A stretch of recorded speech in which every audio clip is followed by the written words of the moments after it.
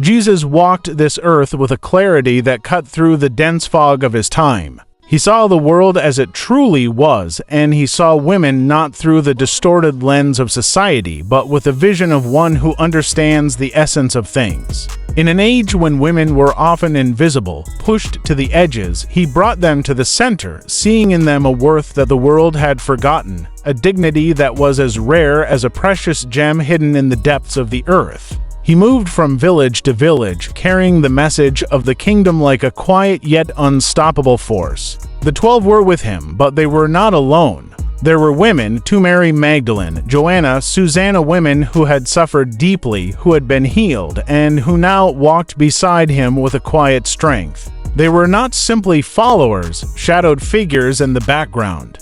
They were disciples bearing the same burdens, standing firm in the same winds that blew through those difficult days. When the crucifixion came with its cold, relentless darkness, when fear scattered many like leaves before a storm, it was the women who stayed. They stood at the foot of the cross with Mary, his mother, and Mary Magdalene, their faces carved with grief, yet their presence unshakable. They were there in that moment of utter desolation, holding on to the slender thread of hope when all seemed lost, when even the sun had hidden its face. And when the first light of the resurrection broke through the shadows of that night, it was Mary Magdalene who was there, who saw the empty tomb, who heard the voice that called her name. She was the first to see the risen Lord, the first to carry the news that would ripple outwards, changing everything. In that moment, she was not just a witness.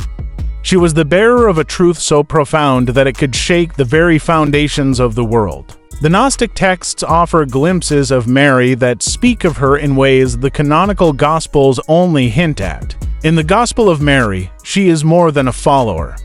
She is the one who understands, the one whom Jesus trusted with the deepest mysteries. Peter questioned her, but Jesus did not. He knew that she saw with a vision that reached beyond the ordinary, that she grasped the truths that others could only begin to touch. The Gospel of Thomas reinforces this, speaking of a time when Jesus broke down the barriers that separated, lifting women to the same heights, welcoming them into the fullness of life in the kingdom.